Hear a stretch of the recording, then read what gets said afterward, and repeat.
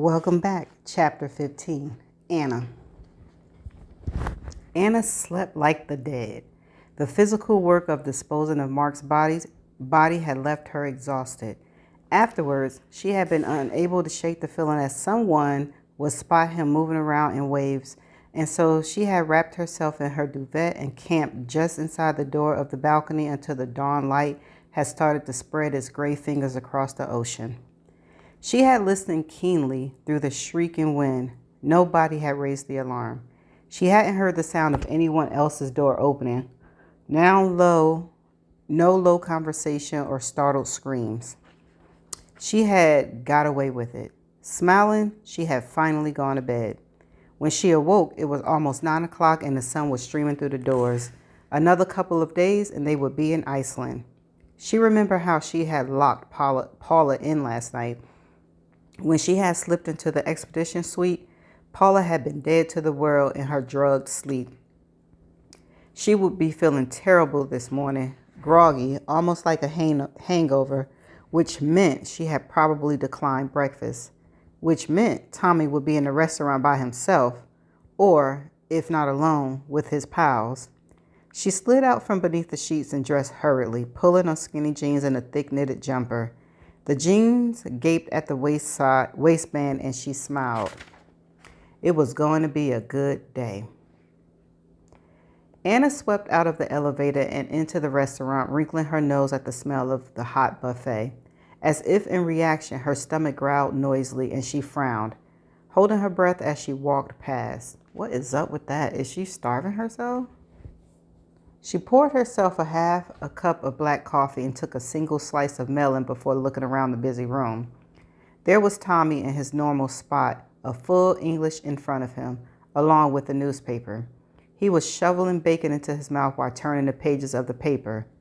She hesitated, thinking that maybe she should wait until he finished eating like he was in some sort of competition.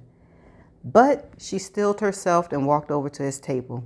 Putting her coffee and melon slice down, she smiled at him. "Good morning," she said. "Is this seat taken?" His mouth was full and he chewed frantically. Though her question hadn't been a request for permission, she started to pull the chair out. "It is taken, I'm afraid." The voice came from behind her and spinning around, she came face to face with Paula. "I know that's right." Hello, good morning," Anna said, stumbling over her words. "How are you?" She got it wrong. She cursed herself, hearing the concern in her own voice, feeling the frown that knitted her brows, as though she already knew that Paula had had a shitty night locked in her suite. She waited, hoping neither of them had picked up on her tone. "Good, thanks. Looks like it's going to be a lovely day." Paula nudged her way in front of Anna and pulled out the chair. "Excuse me." It was awful, uncomfortable, and Anna froze, her mind unable to catch up with her false pause. The tension dragged on until Tommy pushed Anna's coffee cup and plate to the left of him. "This seat's free," he said, over cheerful, compensating for his wife's frostiness. Anna pulled out the chair and sat down. She picked up her coffee cup and cradled it in her hand. "Anything exciting going on?" she asked, gesturing to his newspaper. He shrugged. "There's a storm coming, going to hit Europe, Iceland too." He angled the paper so she could see. "That's a shame. I really want to get off the ship when we dock, take a look around." Tommy golfed. "If you're anything like Paula, the weather won't matter. They've got a big shopping mall all undercover." Anna caught the pained look that shot across Paula's face and leapt on it. "Not a fan of the outdoors, Paula?" she asked innocently. "As a matter of fact, and I've been reading about the frozen lakes. I'll be taking a look at them, whatever the weather." There go the frozen lake, y'all. Paula's reply was even, but Anna detected the undertone. Cool towards her, belligerent against her husband, but then her face flushed and she dropped her gaze to the tabletop. Anna nodded to herself. Neither emotion came naturally to meek, mousy Paula. Tommy glanced at his wife. You didn't say. I've been looking at trips to the natural springs. I wanted to go and see them. An uncomfortable silence fell, broken eventually by Paula. You can. I'll be fine. I know that's right. Anna cleared her throat and shifted in her chair to stare outside. Why didn't Paula just give up and return to her suite? Probably because she was scared she was going to be locked in again. She smothered a smile. Hey, look, this is near us, exclaimed Tommy suddenly. Anna turned back to him, but he pushed the newspaper towards Paula. Look, this poor old guy was found dead in a house in Inford. That's not far from us. The smile slid from Anna's face. Could it be? Says they assumed he had a heart attack, but the police found evidence of foul play, read Paula. Oh God, they're looking for his carer in relation to the attack. Sweat prickled at Anna's hairline. Her heart pounded at double time. Discreetly, she smothered her wrist along her forehead. There is a photo of her. Paula shoved the paper to Tommy, seemingly forgetting that Anna was even there. A photo of her? Can I see? She asked, as casually as she could manage. Tommy passed the paper across to her and Anna peered at the article. 2 pictures, one of William in his younger days before she even knew him, and a second photo, and it was of her. Of who? She was wearing the beret. Oh, it's a picture of Anna. She was wearing a beret she favored, walking across the roads towards William's house, a shopping bag in one hand, her keys hanging loosely from the other. The photo was black and white, grainy on the page. Her face was angled off to one side, her attention caught by something down the street. Somebody got a picture of her. I bet you it was Mr. Henderson. Her mouth was suddenly dry and her chest felt painfully tight. How was there a photograph of her? She read the article quickly. The body of William Hatcher, 82, was discovered at the bottom of the stairs in his terrace house in Ilford, Essex. It appeared that Mr. Hatcher may have suffered a coronary episode, but Mr. Hatcher's son, Jason, 45, subsequently reported that a large sum of cash was missing from the property. Jason Hatcher has been living abroad and therefore was not aware that his father had a live-in carer. Mr. Hatcher's next-door neighbor, Cameron Henderson, 72, told our reporter.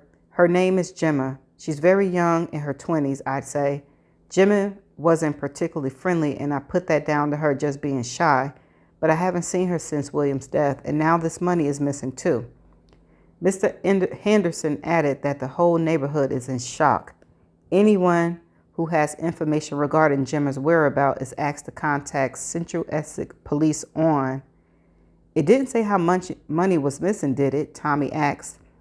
Anna shook her head. She couldn't look at him, at either of them. If they studied the photo closely, and yet she felt a bloom of pleasure that Mr. Henderson had thought she was only in her 20s. She blinked the feeling away and studied the paper again. How were they even looking for her? She had covered her tracks with the goodbye card she had left. She had been so careful not to mark his face when she had killed him. She went back in time to that dim, gloomy hallway where she had sat atop his body and closed off his airwaves. He had been struggling. She had been forceful. His skin was old and paper thin. Had she left imprints of her fingers on his face? Another horrible thought caught at her, that she had worn the very same beret picture in the newspaper when the boat had docked in Andalness, and when she had gone to Paula's suite last night for coffee. It was a deep, dark pink, unmistakable.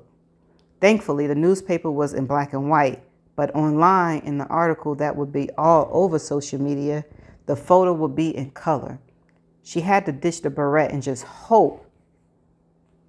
And just hope against hope that Paula wouldn't see the same article online and remember that she owned the identical hat. But she had Paula's phone, she remembered, so she wouldn't be scrolling through the news on that device. And the article had referred to her as Gemma, which was also good. Can't believe how close to us this is, Tommy shook the paper in his hand. Paula sat back in her chair. It's not that close, she said. We don't live in Ilford. Anna narrowed her eyes. Was that snobbery in Paula's tone? Or was she trying to hide the fact that she was horrified that a crime had taken place in their vicinity? Where are you from, Anna? Asked Tommy. The city, she replied without missing a beat. What? Central London? Tommy whistled. That's expensive. She met his eyes. Yes, she replies. I suppose it is. He was looking at her the way he had the first time they had met, impressed again with her apparent wealth. Her eyes drifted over to Paula. The woman looked unhappy now, her husband's awe needling at her.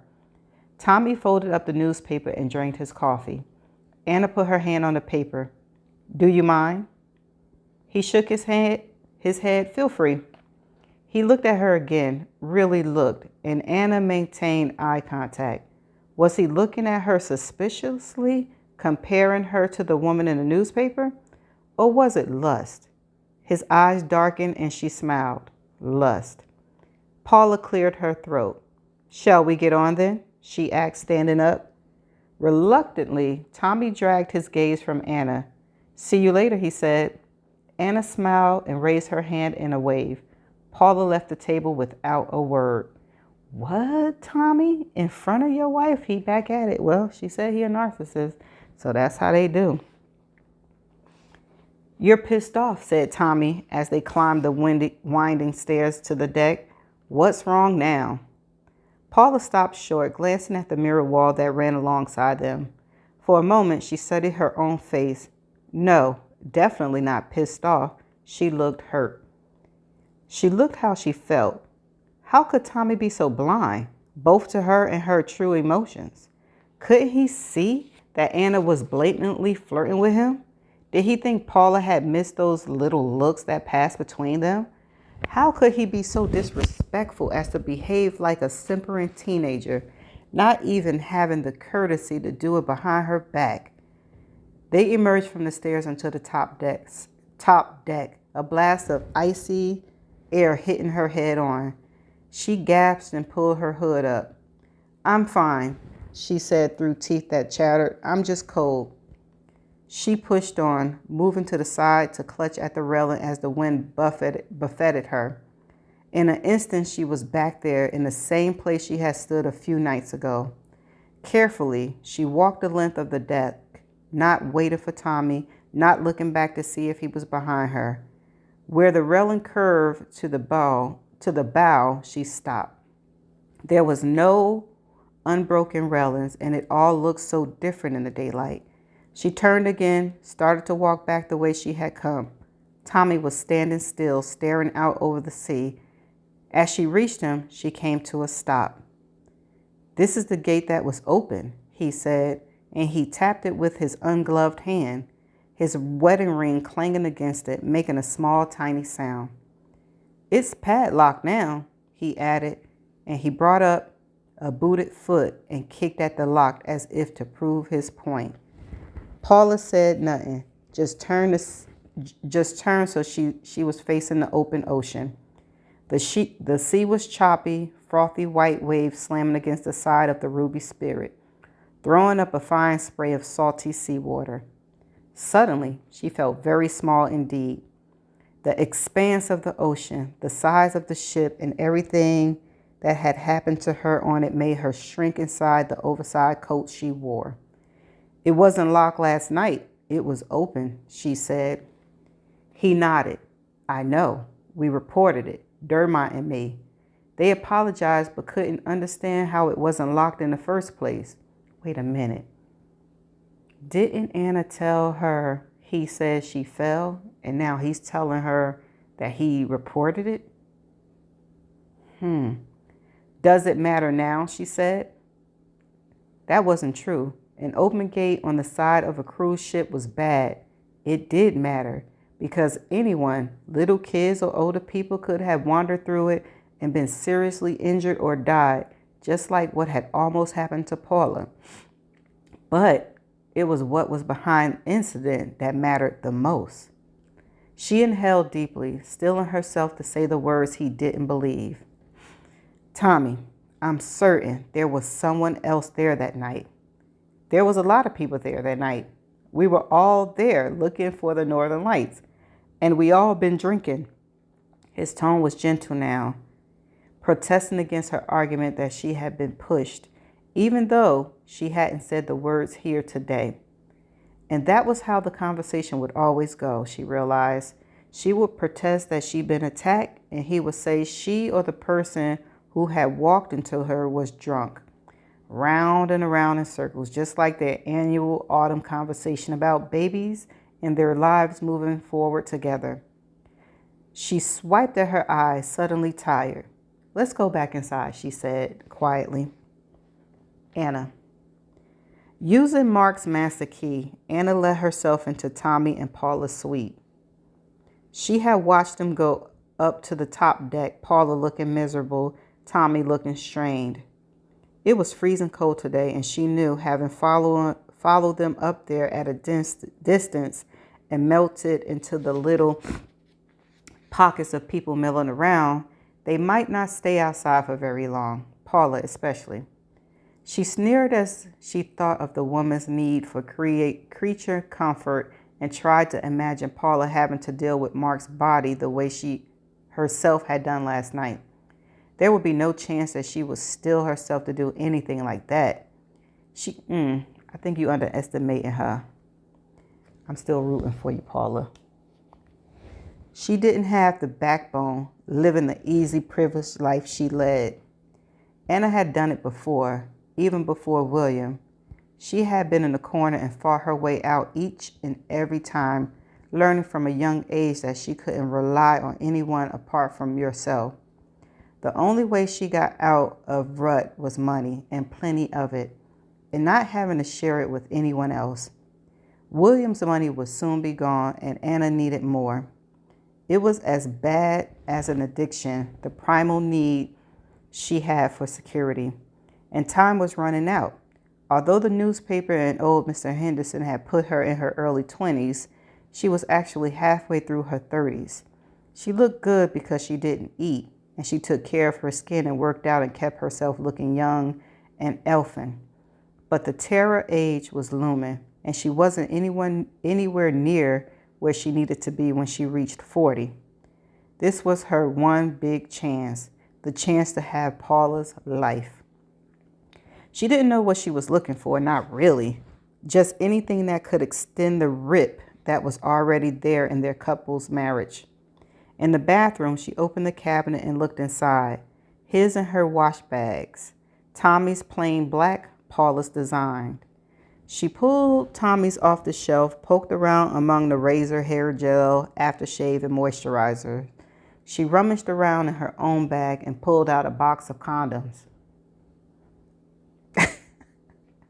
Taking two, she slipped one into Tommy's toilet bag, which she put back on the shelf, then placed the other one so it was just visible.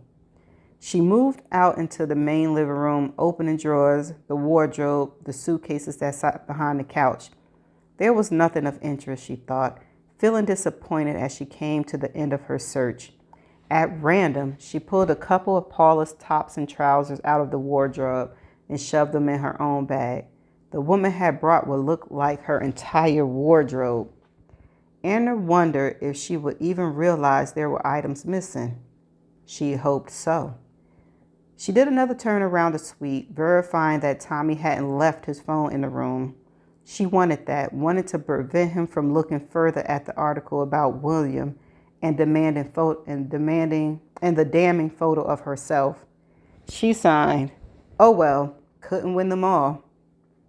And then, the last place, the bedside table, a pile of Urons, not neatly stacked but haphazardly piled and crumpled notes. She slipped some into her purse. Damn, Anna. Okay. Paula. Has anyone handed in an iPhone? Paula asked at the information desk. I lost it a couple of days ago. If it's an iPhone and if her husband have an iPhone, can't she sign in and say track my phone? Let's see if that happens. I lost it a couple of days ago. The girl stared at her with narrow eyes and shook her head. Nope, she replied. Startled by the woman's seemingly uncaring demeanor, Paula wandered back to Tommy. She was rude, she said. Tommy glanced back at the reception. Was she? He asked through a yawn. She signed. She would have to accept that her phone was gone, probably back on a bench in Andalness. It was the end of the Instagram post she planned for this trip. Not that she'd been in the mood to put anything on social media so far. What shall we do now? She asked. Tommy shrugged and offered nothing further. Tears stung Paula's eyes. It's time to stop relying on him, Paula. For your emotional. For everything. She remembered the days when there was no question of how they would spend any precious free time. In bed or driving out to a forest making love on the bonnet of his car under a starry sky. At that moment, Dermot and another pal, Agnes, wandered past. Tommy grinned and there was much backslapping and clapping of hands. Paula smiled weakly, hovering on the fringes of the group. Hey, we're going to try out the casino. Want to come? Angus said. Paula brightened. The casino was one place they hadn't spent any time, and though they didn't have money to burn, they can certainly afford to enjoy an hour or so of indulgence. Tommy said, Yes, good plan, buddy. He turned to Paula, put a hand on her arm. You don't mind, do you, love? Ooh. Here she go thinking that they can do it. No, sounds great, she said. Cool. He dipped his head, landed an awkward kiss on her cheek. I'll see you later. And with that, he was gone. Paula watched their departing figures with disbelief. From behind her came a snort of laughter, and she turned to see the woman on the information desk raise her hand to cover her mouth. All at once, she recognized her as the stylist who had wrecked her hair in the ship's salon, and her rudeness suddenly made sense. The girl had been demoted, banished from the salon to work on the information desk. Paula's face reddened. She ducked her head and walked quickly away. In her suite, she closed the door behind her, leaning against it. Exhaustion overcame her.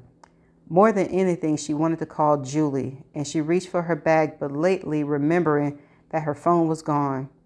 She thought of Tommy, of asking if she could use his phone, and remember he was with his pals in the casino, enjoying the lunchtime fun that she wasn't invited to. How had this happened? She wondered as she pulled off her coat and slung it on the bed. How had a once-in-a-lifetime cruise turned to something so awful, and on top of that, how had it managed to highlight every single rotten piece of her marriage? Maybe it was meant to be, so you can open your eyes. Tears came, in earnest this time, and she let them flow as she stumbled into the bathroom and pulled off some toilet roll to wipe her eyes. When her crying jag was done, she rinsed her face with cold water and toweled it vigorously. Looking in the mirror, she started, not recognizing the woman who glared back at her with red-rimmed eyes and a pale, drawn face. She opened the cabin, pulled out her makeup bag, and rummaged for the powder that Anna had given her on the first day. Shoving the bag back, she froze, icy fingers of dread creeping along her skin, making the hairs on her arms stand up. Her heart lurched so far up in her chest that she thought she might be sick. With hands that shook, she reached up to the other shelf and pulled Tommy's toiletry bag into the sink. As she stared down at the contents, the tears came again. Anna sat herself down at the roulette table and picked up a pile of chips. Across the room, Tommy, Dermot, and their mate Angus was standing at the slot machines. In perfect synchronization, they fed their coins into the machine, pulling the handles, their eyes low-lidded and glassy. Small-time players, she thought as she fingered the 500 Euron chips in her hand. She started low, putting in 50 Eurons, getting the feel of the atmosphere, playing small like the boys, at least until they noticed her. And they would see her. She fed some highlighters into her hair last night so that it was blonder than ever, and she tanned in the spa too. She was wearing skin-tight black jeans, a thin black off-the-shoulder jumper. She glanced around at the fat, florid couple still wearing their duffel coats and Wellington boots in spite of the heat in the casino. Even the boys, all three of them normally very good looking, appeared windswept and frozen and somehow out of place. Anna smiled to herself as she placed a 50 on black 10. She barely watched as it spun, not caring about the loss. After all, this was just a warm-up. When the boys came over, that was when she would commence serious play.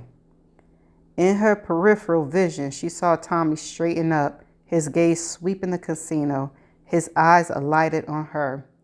He slapped Dermot on the back, gesturing with his head. Moments later, she spotted their figures approaching, weaving in and out of tables. She sat up straight and placed her hand on her pile of chips. 2,500 covering the orphans, she instructed the dealers, her voice loud and clear. She slid the chips along, placing them on 6, 34, and 17. The wheel spun and she offered a smile to the newcomers to the table, her gaze lingering on Tommy.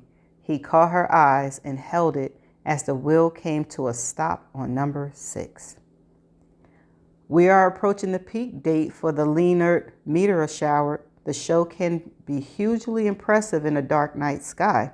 However, we have just left the full moon, narrowly escaping, if you remember, the perils of Maelstrom. For this reason, we are now in the phase known as the waning gibbous moon. It is neither full nor a 3/4, so it sheds a lot of light throughout our atmosphere. The best chance you have to see the meteoroids is in the pre-dawn hours. So, for you early risers, get out on deck and keep watching the skies. That's the end of chapter 15. Okay, what happened in this chapter? What happened in this chapter is that Paula, you know how your husband feel about you, right? I know it's easier said than done. Who am I talking about? What am I talking about? Because if you got feelings involved, it's not that easy to, it's easy for me. But anyway, it might not be easy for other people to, shut that off and be like, okay, you don't care, I don't care. But like I was saying about the phone, if she got an iPhone, shouldn't she be able to, go into the app and say, find my phone? So do y'all think that's going to happen? Okay. And with Tommy treating his wife the way he treating her, I'm just trying to figure out, why is he still with his wife? He got the money, right? So is it financial abuse? I know it's emotional and mental abuse. I'm just trying to figure out, like, why you still with her if you're the one with all the money. Okay, and I'm just trying to figure out if they're going to put 2 and 2 with seeing Anna in the newspaper, even though it's black and white. Are they going to put 2 and 2 together and see that that's her? Well, anyway, something is about to happen because they are in Iceland. So, and then they said it's going to be freezing over. So, something going to happen. I'm rooting for Paula to get it together. I'm rooting for her to put 2 and 2 together and figure this thing out. What chapter did I say we was going to? Oh, we about to be on 16. So we have 12 more chapters. to go. I think it's 28. Yeah, 28 chapters. So with that being said, I'm going to see y'all in the next chapters. Bye for now.